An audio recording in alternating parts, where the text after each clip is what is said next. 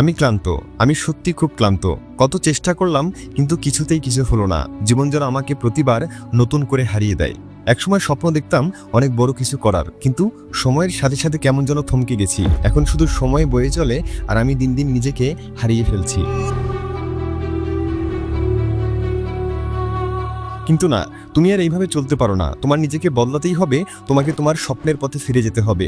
আমি জানি ব্যাপারটা মোটেও সহজ না, কিন্তু এখন যদি না বদলাও তাহলে আর কখন? বন্ধুরা, কেমন হবে যদি আগামী 7 দিনের মধ্যে তোমার জীবন পুরোপুরি বদলে যায়? নিশ্চয়ই তুমি অনেক বেশি পাওয়ারফুল আর আত্মবিশ্বাসী হয়ে উঠবে, তাই না?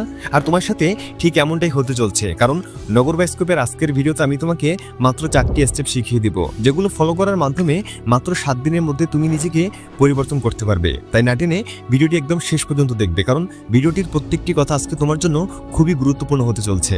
তো চলো শুরু করা যাক। Step number 1, the 90 minute hack. তুমি কি কাজের সময় ফোকাস হারিয়ে ফেলো, কিংবা দীর্ঘ সময় ধরে কাজ করেও কোনো লাভ হচ্ছে না? তাহলে দ্য 90 মিনিট হ্যাক টেকনিকটি তোমার জন্য হতে পারে গেম চেঞ্জার। সফল ব্যক্তিরা জানে কাজের পরিমাণ নয়, বরং সঠিক পদ্ধতিতে কাজ করাই সাফল্যের চাবিকাঠি। এই টেকনিকের মাধ্যমে তুমি অনেক কম সময়েই নিজের কাজ শেষ করতে পারবে।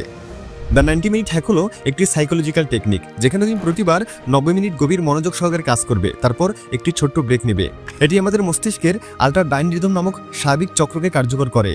একটি গবেষণায় দেখা গিয়েছে আমাদের মস্তিষ্ক করে 90 মিনিট পর্যন্ত গভীর মনোযোগ ধরে রাখতে পারে, এরপর ধীরে ধীরে মনোযোগ কমতে থাকে। আর এই সময়টায় কোনো বাধা বা ডিস্ট্রাকশন থাকবে না। ফোন, সোশ্যাল মিডিয়া বা ইমেল চেক বন্ধ রাখতে হবে। 90 মিনিট পর 15 থেকে 20 মিনিট ব্রেক নাও। এই সময় রিল্যাক্স করো, হাঁটাহাঁটি করো বা পানি পান করো, কিংবা গুরুত্বপূর্ণ কোনো কাজ থাকলে সেগুলো কমপ্লিট করো। দিনে 3 থেকে 4 বার 90 মিনিটের এই টেকনিকটি ফলো করো। তবে সাবধান, এর বেশি করলে তুমি আবার মানসিক ক্লান্তিতে ভুগতে পারো। একটানা দীর্ঘক্ষণ কাজ করলে মানসিক চাপ তৈরি হয়, কিন্তু 90 মিনিটের পরে ব্রেক নেওয়ার মাধ্যমে স্ট্রেস কমে এবং মানসিক সতেজতা বজায় থাকে। যখন তুমি নির্দিষ্ট সময় ধরে মনোযোগ সহকারে কাজ করবে এবং এরপর ব্রেক নেবে, তখন তোমার মস্তিষ্ক নতুন নতুন আইডিয়া প্রসেস করার সুযোগ পায়, ফলে তোমার ক্রিয়েটিভিটিও বৃদ্ধি পায়। স্টেপ নাম্বার 2, দ্য ম্যাজিক পিল।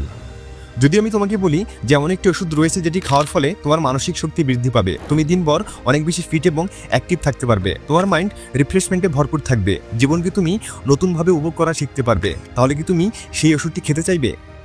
যদি উত্তর হ্যাঁ হয়, তাহলে আমি তোমাকে বলবো ওয়ার্কআউট করার কথা। অর্থাৎ প্রত্যেকদিন তোমাকে এক্সারসাইজ করতে হবে, হার্ডওয়ার্ক করতে হবে। জানলে অবাক হবে, স্পেসএক্স ও টেসলার মতো কোম্পানি চালানোর মতো ব্যস্ততার মধ্যে ইলন মাস্ক শরীরচর্চা করতে ভুলে না। সপ্তাহে 2 থেকে 3 দিন ওয়েট লিফটিং করে। বিল গেটস তার ব্যস্ত জীবনের মধ্যেও ফিটনেস বজায় রাখার চেষ্টা করেন। তিনি প্রতিদিন সকালে ট্রেডমিলে দৌড়ান। দ্য রক হলিউডের অন্যতম ফিট ব্যক্তি, যার শরীরচর্চা ও ডিসিপ্লিন সবার নজর কাড়ে। তিনি প্রতিদিন ভোর 4টায় ঘুম থেকে উঠে কার্ডিও এবং ওয়েট লিফটিং করেন। অ্যাপলের প্রতিষ্ঠাতা স্টিভ জবস ব্যস্ত জীবনের মধ্যেও মানসিক ও শারীরিক সুস্থতার জন্য কিছু অভ্যাস মেনে চলতেন, যেমন ধরো দীর্ঘ সময় ধরে হাঁটা ও নিয়মিত মেডিটেশন। বিশ্বের অন্যতম সেরা ফুটবলার ক্রিস্টিয়ানো রোনালদোর ফিটনেস রুটিন অত্যন্ত কঠোর। প্রতিদিন 5 থেকে 6 ঘন্টা ট্রেনিং, যার মধ্যে কার্ডিও, ওয়েটলিফটিং এবং ফুটবল অনুশীলন থাকে। ফেসবুকের প্রতিষ্ঠাতা মার্ক জাকারবার্গ ফিট থাকার জন্য নিয়মিত ব্যায়াম করেন। তিনি সপ্তাহে 3 থেকে 4 দিন দৌড়ান, সাথে মার্শাল আর্ট অনুশীলন করেন। সাবেক মার্কিন প্রেসিডেন্ট বারাক ওবামা নিয়মিত ব্যায়ামের মাধ্যমে ফিট থাকেন। তিনিও প্রতিদিন গড়ে অন্তত 45 মিনিট এক্সারসাইজ করেন। আর এরই মাধ্যমে বিশ্ববিখ্যাত এই ব্যক্তিরা প্রমাণ করেছে জীবনে ভালো থাকতে হলে সফলতা ও ধন সম্পদের পাশাপাশি শরীরটাকেও ভালো রাখতে হয়। শরীর ভালো রাখার জন্য মানসম্মত খাবার এবং এক্সারসাইজের বিকল্প নেই। পাশাপাশি সকল দুশ্চিন্তা ঝেড়ে ফেলে দিয়ে নিজের জীবনকে এনজয় করতে হবে। স্টেপ নাম্বার 3, নতুন কিছু করা।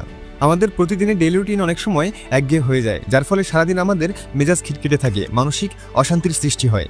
আর এর কারণ, তুমি রোজ ঘুম থেকে ওঠার পর থেকে রাতে ঘুমাতে যাওয়ার আগ পর্যন্ত রোজ একই রুটিন ফলো করো। আর প্রতিদিন একই রুটিন ফলো করতে করতে তোমার জীবন পুরো বোরিং হয়ে উঠছে। একবার মনে করে দেখো তো, শেষবার কবে নিজের মনের সুখে হাঁটতে পেরেছিলে? শেষ কবে নিজের জন্য সময় বের করেছিলে, নিজের ভালো লাগার কাজগুলো করেছিলে? আমি জানি এই প্রশ্নের কোনো উত্তর তোমার কাছে নেই, তাই রোবটের মতো চলাফেরা বাদ দিয়ে রোজ নতুন কিছু করার চেষ্টা করো। প্রতিদিনের জন্য আলাদা আলাদা ডেইলি লাইফ রুটিন তৈরি করো, আর অবশ্যই সেই রুটিনে নিজের জন্য কিছুটা সময় বের করে রাখবে। নিত্যদিনের জীবনে চলাফেরায় পরিবর্তন আনার মাধ্যমে আমরা নতুন নতুন অভিজ্ঞতার সম্মুখীন হতে পারি। পরিবর্তন একদিনে আসবে না, তাই ধৈর্য ধরতে হবে। অনেকেই শুরুতে আগ্রহ থাকলেও কিন্তু কয়েকদিন পর আগ্রহ হারিয়ে ফেলে, তাই কনসিস্টেন্সি বা ধারাবাহিকতা বজায় রাখাটা সবচেয়ে গুরুত্বপূর্ণ। স্টেপ নাম্বার 4, তোমার সবচেয়ে বড় শত্রুকে দমন। না, আমি কোনো মানুষের কথা বলছি না, বলছি তোমার হাতে থাকা ওই মোবাইল ফোনটির কথা। হ্যাঁ, মানছি মোবাইল ফোন হলো আধুনিক বিজ্ঞানের অন্যতম এক চমকপ্রদ আবিষ্কার, কিন্তু তোমাকে এটাও মানতে হবে যে এই মোবাইল ফোনই তোমার লাইফের সমস্ত সমস্যার মূল কারণ এই মোবাইল ফোনের কারণেই তুমি নিত্যদিনের সমস্ত গুরুত্বপূর্ণ কাজগুলোতে আলসেমি দেখাচ্ছ, পড়ায় মন নেই, পরিবারের কারোর সাথে কথা নেই, বিকেলে খেলতে কিংবা বন্ধুদের সাথে আড্ডা দিতে যাও না, আবার আড্ডা দিতে গেলে সেখানে বসো তোমার মোবাইল ফোন ঘাটাঘাটি, এমনকি খাবার খেতে গেলে সেখানেও মোবাইল ফোনের নেশায় মগ্ন থাকো। আর তোমার এমন আচরণের কারণেই ধীরে ধীরে তুমি তোমার পরিবার, বন্ধুবান্ধব ও আত্মীয় স্বজন থেকে আলাদা হয়ে পড়ছো। ফেসবুক, ইনস্টাগ্রাম, টিকটক ও ইউটিউবের মতো প্ল্যাটফর্মগুলো মানুষকে মোবাইলের প্রতি আসক্ত করে তোলে। নতুন নতুন আপডেট, নোটিফিকেশন ও লাইক কমেন্টের প্রতি আকৃষ্ট হয়ে মানুষ সময় নষ্ট করে। অনেক মানুষ একাকিত্ব কাটাতে মোবাইলে ডুবে থাকে, যা ধীরে ধীরে আসক্তিতে রূপ নেয়। মানসিক চাপ কমানোর জন্য অনেকেই মোবাইলের উপর নির্ভরশীল হয়ে পড়ে। অতিরিক্ত সোশ্যাল মিডিয়ার ব্যবহারের ফলে মানসিক চাপে ভুগতে হয়, ফলে চোখের সমস্যা, ঘাড় ব্যথা, মাথা ব্যথা, ঘুম না হওয়ার মতো সমস্যা দেখা দেয়। তাই দিনরাত মোবাইল ফোনের নেশায় মগ্ন না থেকে প্রতিদিন নির্দিষ্ট সময় মোবাইল ব্যবহারের নিয়ম তৈরি করো এবং অপ্রয়োজনীয় ব্যবহার কমিয়ে দাও। প্রতিদিন কিছুক্ষণ মোবাইল ফ্রি টাইম রাখো, যেখানে তুমি কোনো ধরনের মোবাইল ফোন ব্যবহার করবে না। পাশাপাশি রাতে ঘুমানোর অন্তত 1 ঘন্টা আগে থেকে তোমার কাছ থেকে মোবাইল ফোনটি দূরে সরিয়ে নাও। আর আগামী 7 দিনে নিজেকে পরিবর্তন করতে গেলে তোমার প্রথম কাজটাই হবে মোবাইল ফোনের সীমিত ব্যবহার এবং সম্ভব হলে এটির কাছ থেকে একদমই দূরে থাকা। তো বন্ধুরা, আশা করি ভিডিওতে বলা 4টি স্টেপস ফলো করার মাধ্যমে তুমি নিজেকে পরিবর্তন করতে পারবে। তাই আর দেরি না করে আজ থেকে শুরু করে দাও। তো দেখা হচ্ছে পরবর্তী ভিডিওতে। ততক্ষণ পর্যন্ত সাবস্ক্রাইব করে নগর বাস্কপের সাথেই থাকো। Thanks for watching.